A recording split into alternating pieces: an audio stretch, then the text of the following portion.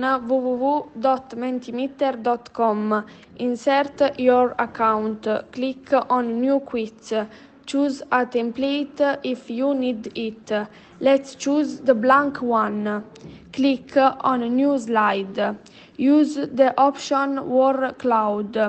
In the upper part of the paper, let's write down a question. For example, what is the best way to visit a town? On the right part, you can put comments to explain better your question. Click on Preview and see how is going the quiz presentation.